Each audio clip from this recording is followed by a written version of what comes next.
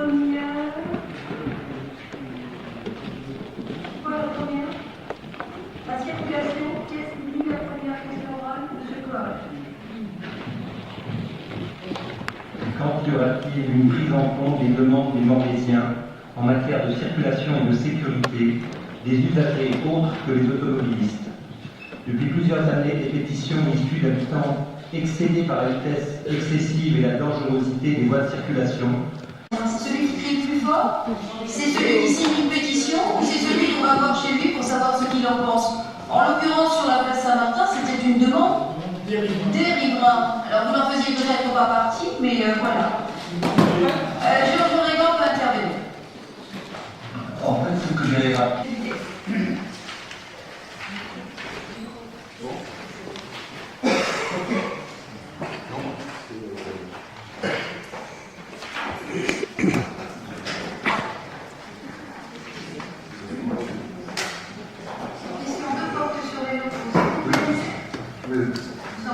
Quels locaux pour une vie citoyenne? Un nombre important de citoyens, membres de diverses associations, vont alerter sur une difficulté croissante à obtenir des salles pour leurs réunions. Limitation à 3 réunions annuelles, longueur des délais de réponse, refus, non-acceptation augmentée. Un courrier vous a été adressé à ce sujet par le collectif public, auquel vous avez notamment répondu que vous veillez à la mission de la structure accueillante. Nous vous rappelons toutefois que ces réunions se doivent organiser à destination du public habituel de la structure dont dépend la salle et qu'elles se tiennent généralement le soir, c'est-à-dire quand les activités de la structure sont terminées. C'est ainsi que des réunions publiques à caractère politique se sont tenues dans les écoles lors de différentes élections. Les administrés qui nous ont alertés considèrent que les salles municipales étant payées par leurs impôts doivent pouvoir être utilisées par eux et leurs associations. Nous demandons que toute association dont l'existence est légale puisse avoir accès gratuitement à toutes les salles municipales aptes à accueillir le public, sans contrainte de fréquence et quelle que soit la vocation de l'association. Ces occupations de salles ne peuvent être conditionnées que par la disponibilité des salles avec un planning transparent et accessible à tous. Quelle réponse, Madame le maire, comptez-vous apporter à cette proposition citoyenne?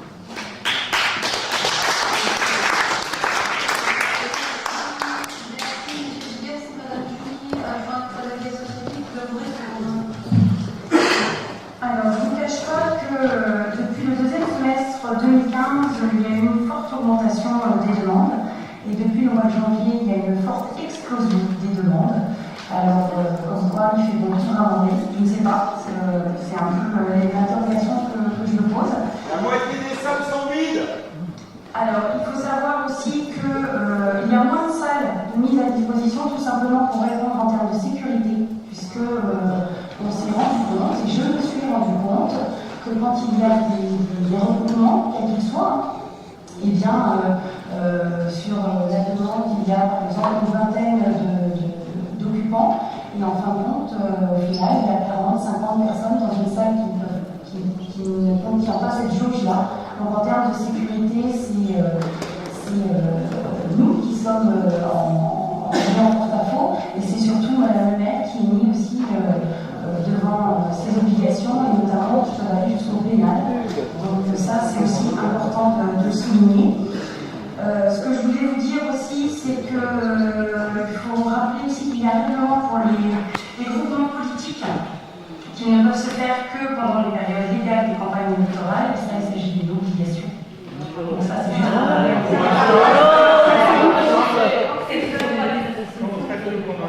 Ceci dit, un groupe de travail, évidemment, est mis en place déjà depuis 2015 pour justement mise à plat de tout ce qui peut se passer dans les salles et tout ce qui pourrait s'y passer.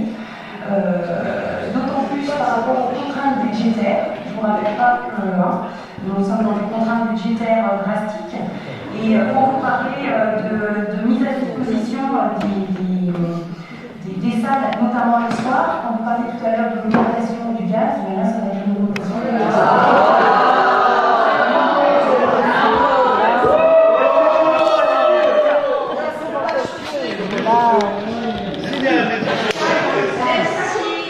Merci pour cet élément de réponse.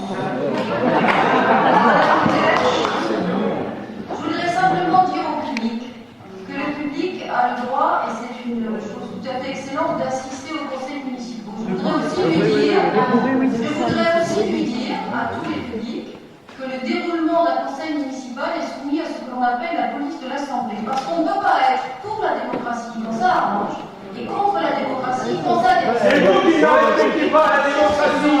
Et par conséquent, jamais dans cette enceinte, je ne supporterai ou je n'accepterai que celui qui crie le plus fort ait un peu plus raison que celui qui sait écouter et celui qui sait entendre et sait se parler.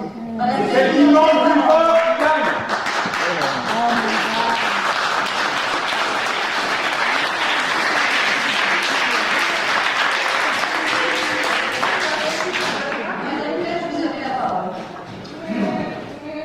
Je pense qu'avant d'en arriver là, il y a eu des courriers, il y a eu des demandes en uniforme, que les réponses sont apportées parfois le jour même avec un refus, un accord, on ne sait pas trop.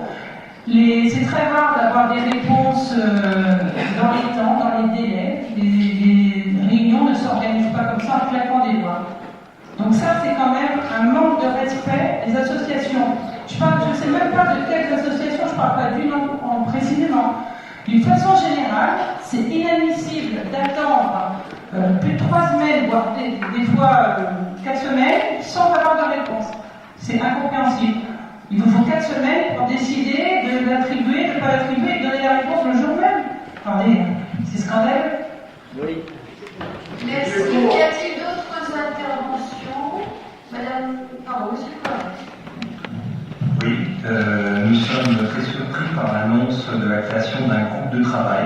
Nous sommes heureux qu'il existe. On souhaiterait bien sûr pouvoir y participer. Je vais vous répondre en direct parce que j'avais pensé à vous justement. Madame Julie expliquait que et naturellement vous désignerez qui vous voulez. Madame Julie expliquait que ce groupe de travail existe depuis un petit moment déjà et se heurte à ce que vous exprimez, mais d'une façon différente de celle que nous utiliserions, Madame Flèche, parce que c'est toujours facile de critiquer quand on est sur la berge, mais quand on est dans la nuit de nage, c'est un petit peu plus difficile. Donc je voudrais juste vous dire, j'ai donné après la parole à Georges Lorédan, que j'ai sous les yeux, et Marie-Simon, le tableau d'occupation. Alors j'entends que quand on est dans son association, on a la préoccupation de son association et de la façon dont on a de la vivre, etc. Mais on n'est pas tout seul sur la Terre.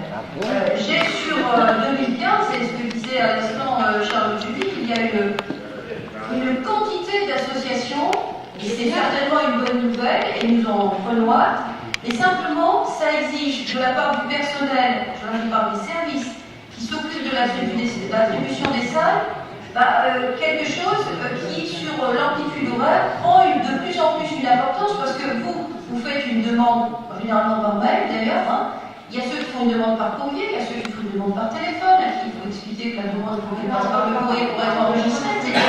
Donc ça veut dire que tout ça nous amène à nous demander, on en est je pense que c'est la question qu'on prendra, mais à affecter dans les services quelqu'un qui serait dédié à l'attribution des salles, avec des salles qui sont sur des sites très différents, parce que vous avez l'habitude d'utiliser Carnegie notamment, mais il y a des salles un peu partout.